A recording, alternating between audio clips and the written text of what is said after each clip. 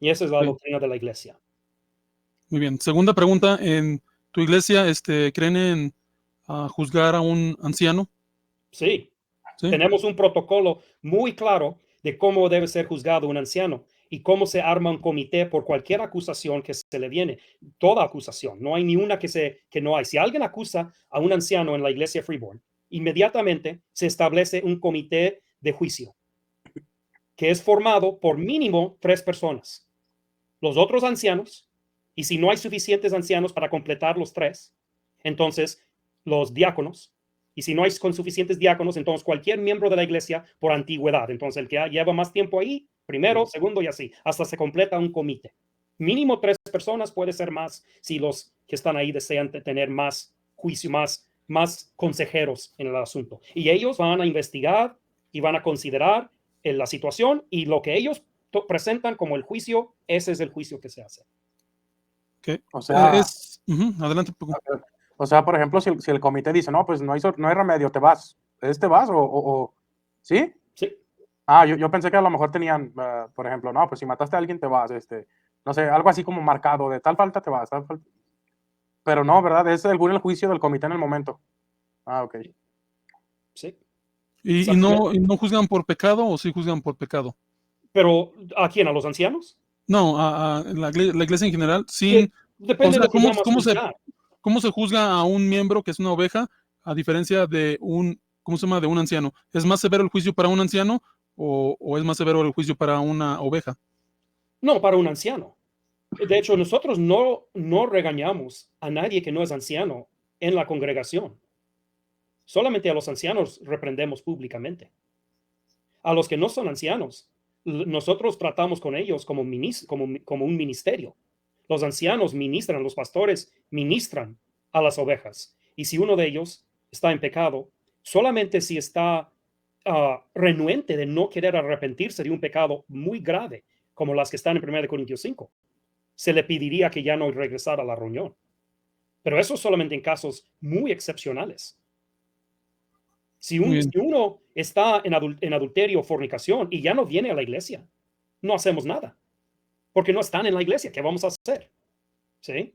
Si han cometido una de estas cosas y ellos aceptan que está mal y están arrepentidos, aunque quizá no lo han enmendado aún así, nosotros no los juzgamos, ministramos a ellos personalmente, privadamente.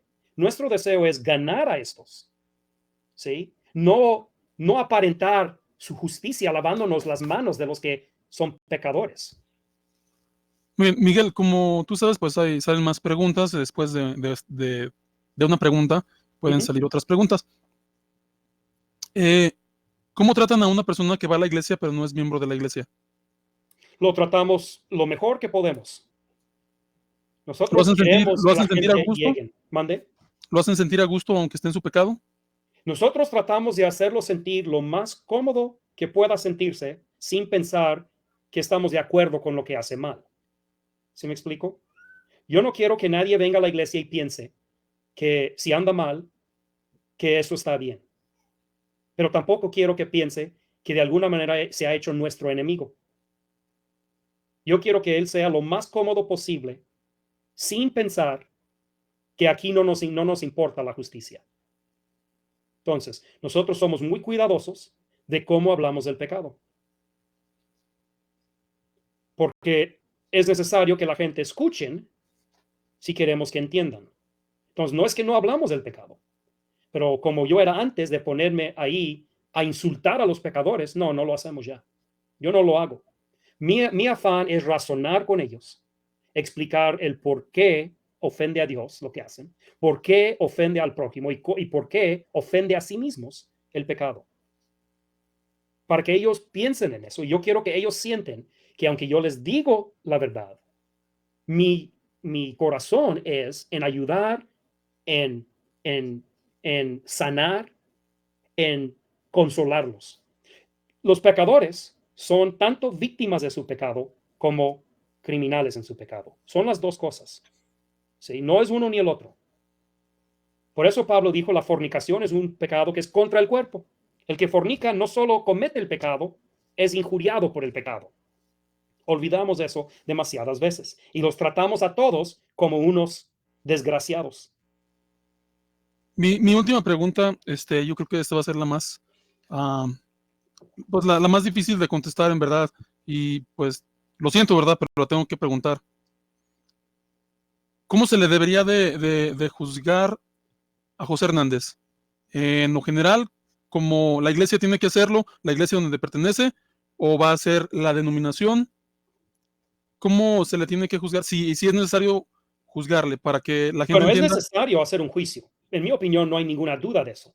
El juicio no se hace cuando hay pecado, se hace cuando hay acusación. Y el punto del juicio es determinar si hay pecado. Entonces, si dice solamente vamos a juzgar si hay pecado, pues nunca va a haber pecado, porque el juicio determina si hay pecado. Juzgamos no para decir, esto no debe ser, ningún juicio debe ser del tipo del viejo oeste. Te vamos a dar un juicio parejo y luego te vamos a ahorcar. Pues eso no es un juicio justo. Ya han determinado ahorcar al condenado, ¿verdad? Antes de juzgarlo. Ya tienen la soga en el árbol. ¿Sí? Lo están juzgando con la soga en el cuello. Así, ningún juicio se debe ser así. El juicio es para determinar si la acusación que se ha hecho tiene validez.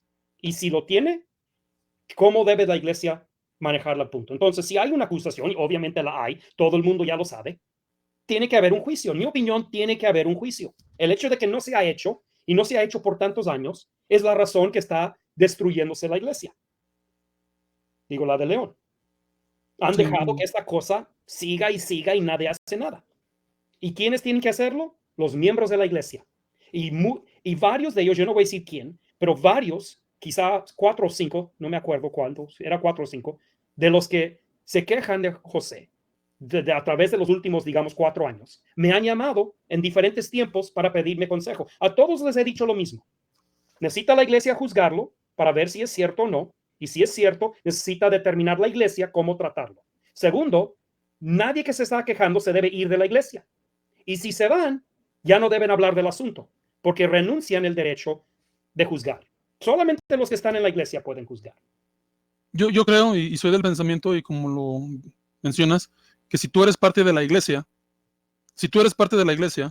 tienes el derecho a hacer un juicio. Ahora, si estás fuera de la iglesia y estás viendo este caso, puedes comentar. Puedes solamente comentar el juicio y dar tu opinión, que es válido saber, esta persona sería invitada a nuestras reuniones. Pues hermano, el testimonio tal quiere decir que no es invitado a la reunión por esto y esto y esto.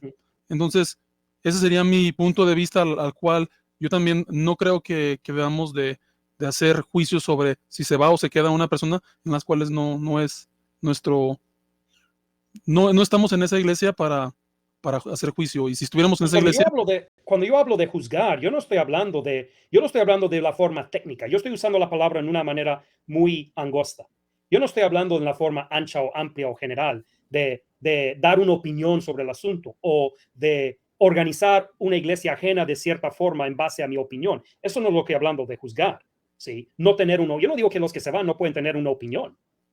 Pueden tener la opinión que quieren, pero no tienen ninguna validez en cuanto al ministerio de un hermano en su iglesia. Si en otra iglesia no tiene ninguna validez. Mande. No hay ninguna validez en otra iglesia. O sea, tú no puedes ir a juzgar. Ese es el caso que yo no entiendo, Miguel.